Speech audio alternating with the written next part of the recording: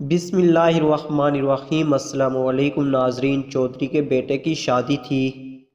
چودھری صاحب نے ایک انوکھا فیصلہ کیا کہ پورے گاؤں کو اس خوشی میں شامل کیا جائے۔ اسی لیے چودھری نے اعلان کروایا کہ بیٹے کی شادی کی خوشی میں گاؤں کے ہر گھر کو ایک جانور تحفے میں دیا جائے گا۔ جس گھر میں مرد کا راج ہوگا وہاں ایک گائے، اور جس گھر میں عورت کا راج ہوگا وہاں ایک مرغی دی جائے گی۔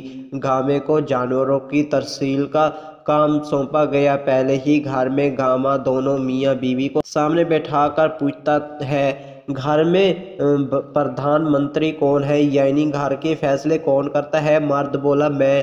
گامے نے جواب دیا کہ جناب چودھری کے تمام جانور کسی نہ کسی کے ہو گئے ہیں، اب صرف 3 گائیں باقی بچی ہے، ایک کالی، ایک پیلی اور ایک سفید۔ جو تمہیں پسند ہے وہ بتا دو۔